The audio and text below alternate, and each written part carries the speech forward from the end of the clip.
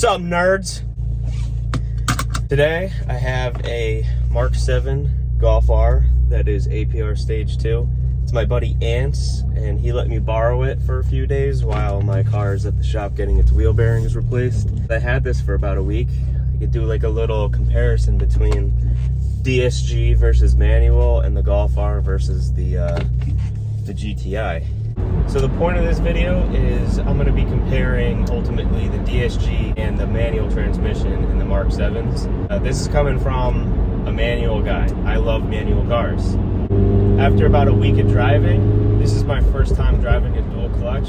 I've come up with a couple conclusions on comparing the two. So, number one, it's completely a preference. Both of these transmissions, you could have just as much fun in them. But as a manual guy, I find myself missing going through the gears in certain situations.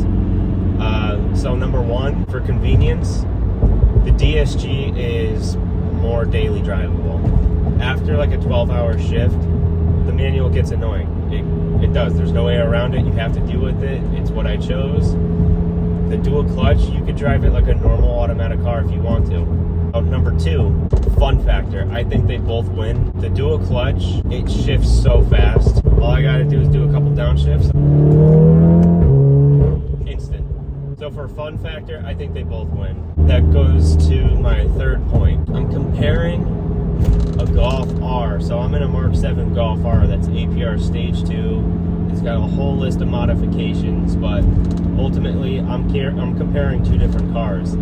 If you get a Mark 7 Golf R and you have the intent to modify it, this car should come with a dual clutch. They offer it in a manual, but this car belongs in a dual clutch form. I have a Mark 7 GTI that's APR Stage 3, and I believe because it's front wheel drive, you get a little bit more drama because you get to spin the wheels, but I believe the Mark 7 GTI belongs in the 6-speed manual. That's just my personal preference. The all-wheel drive, you get to shift with the dual clutch, first, second, third gear. The Mark 7 GTI, even if you have a dual clutch transmission, you really can't catch traction first or second gear.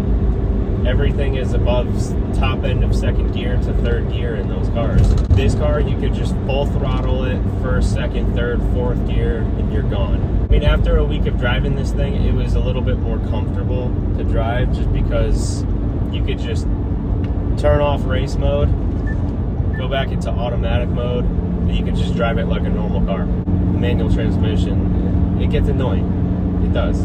Overall, I think if you get either DSG or manual transmission, you're going to have just as much fun in either one.